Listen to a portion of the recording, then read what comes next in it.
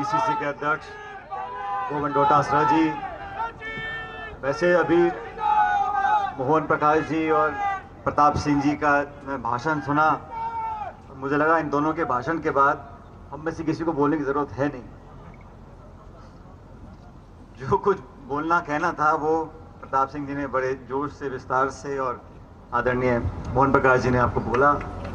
लेकिन डोटासरा जी की अध्यक्षता में आज प्रदेश कांग्रेस कमेटी का ये धरना हो रहा है। तमाम मंत्रीगण मौजूद हैं, पार्टी के सब पदाधिकारी मौजूद हैं और आप सब मौजूद हो। साथियों, हम पिछले 7 दिन से देख रहे हैं कांग्रेस ने जो आह्वान किया था महंगाई के खिलाफ, और आज हम लोग विशेष रूप से पेट्रोल डीजल गैस की चर्चा हम लोग कर रहे हैं। सब वक्ताओं ने अपनी बात को रखा। मुझे लगता है कि ये ऐसी चीज़ें हैं जिसके बारे में हर गृहिणी, हर घर, हर वर्ग, गांव, शहर, देश प्रदेश के लोग जानते हैं, समझते हैं।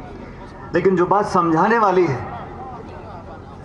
जिसके लिए मैं समझता हूं अखिल भारतीय कांग्रेस कमेटी प्रयासरत है कि ये जो लगातार आर्थिक आतंक हम पे छोड़ा जा रहा है, ये मात्र बढ़ी हुई कीमत नहीं है। बढ़ी हुई कीमतों के कारण बताते हैं कि अंतर्राष्ट्रीय में बाजार में दाम बढ़ गए, यूक्रेन रूस का युद्ध हो रहा है। लेकिन ये जो दाम बढ़े हैं, संघीय प्रणाली के अंदर जो देश की आय होती है उसका विभाजन होता है। केंद्र के पास कुछ हिस्सा जाता है, राज्य के पास कुछ हिस्सा जाता है। तो पिछले 70-72 सालों में जब जब टैक्स लगता था या एक्साइज लगती थी, उसका विभाजन होता था। केंद्र सरकार के पास एक अंश जाता था और राज्य सरकारों में बंटता था। भाजपा की सरकार ने पिछले 7 सालों में क्या किया है? जो दाम हम बड़े देख रहे हैं, मुंबई में 121 रुपए लीटर पेट्रोल बिक रहा है, 121 रुपए। जो दाम बढ़े हैं इसमें अधिकांश सेस डाला है सरकार ने, सेस, और वो सेस का पूरा पैसा केंद्र की सरकार की जेब में जा रहा है। 1,28,000 करोड़ रुपए, मैं दोबारा बोलता हूं, 1,28,000 करोड़ रुपए सिर्फ सेस के माध्यम से पेट्रोल डीजल से सरकार ने 6 साल में कमाए हैं। बढ़े हुए दामों में जो आय हो रही है, जो इनकम हो रही है, वो राज्य सरकारों में जा नहीं रही। राज्य सरकारों का जो हिस्सा बनता है वो केंद्र सरकार दे ही नहीं रही।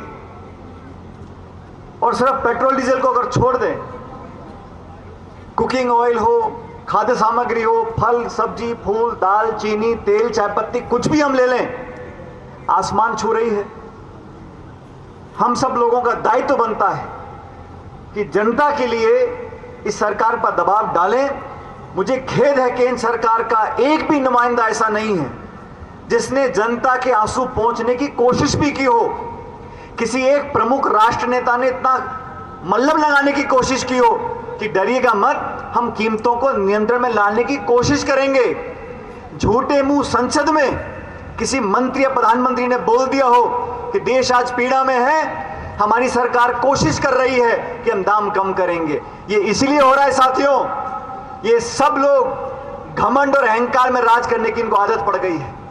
इनको मालूम है दाम कितने बढ़ जाएं, अंत में चुनाव आएगा, वो भाषण देंगे, 80 बनाम 20 की बात करेंगे, मंदिर मस्जिद की बात करेंगे, हिंदू मुसलमान की बात करेंगे, लोगों के अंदर एक भावना पैदा कर देंगे और फिर चुनाव में वोट ले लेंगे। लेकिन इस आर्थिक आतंक को, जैसा मोहन प्रकाश जी बोल रहे थे, इस सरकार की अनेक नीतियों की हम आलोचना कर सकते हैं, लेकिन जो आर्थिक नीति है वो इस देश को खोखला कर रही है। हमारे नौजवानों को बताना पड़ेगा कि किसानों को 2,000 रुपए खाते में डालकर लाखों करोड़ों की जेब पर डकैती डाली जा रही है। आज केंद्र की सरकार ने कुछ छोड़ा नहीं।